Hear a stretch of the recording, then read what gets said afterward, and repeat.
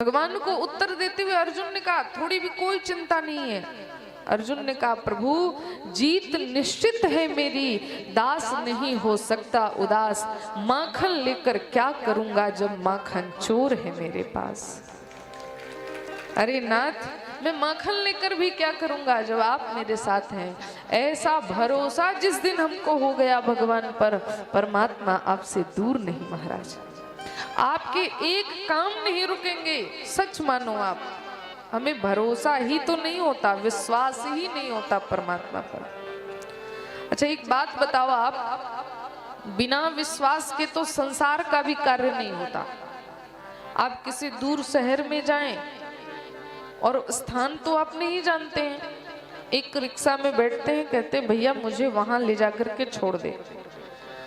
अब वो चाहे तो आपको गलत भी ले जा सकता है, लेकिन आप भरोसे के साथ ही विश्वास से ही उसके रिक्शे में बैठते हैं और उस मंजिल तक पहुंचते हैं। तो विचार करें जब बिना विश्वास के संसार का कार्य नहीं चल सकता, तो बिना विश्वास के हमें परमात्मा कैसे मिल सकता है। दाढ़ी बनवाने के लिए हम नाई के पास जाते हैं और आराम से लेट जाते हैं, उसके हाथ में छुरी होती है, वो चाहे तो गर्दन भी काट दे, लेकिन भरोसा होता है कि गर्दन नहीं काटेगा, केवल दाढ़ी ही काटेगा। हमें ऐसा भरोसा होता है कि सिर्फ दाढ़ी हटाएगा। तो विचार करो जब बिना विश्वास के संसार का कार्य नहीं हो रहा, तो हमें बिना विश्वास के परमात्मा मिलेगा? कभी नहीं मिलेगा।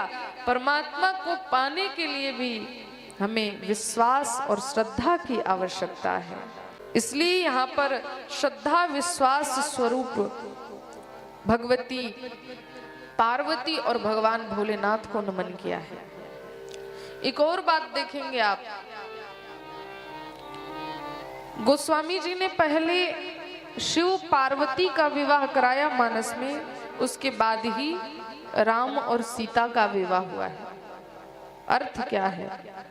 भगवान राम भगवान हैं और माँ जानकी भक्ति स्वरूपा है, और भोलेनाथ विश्वास है, माँ पार्वती श्रद्धा स्वरूपा है।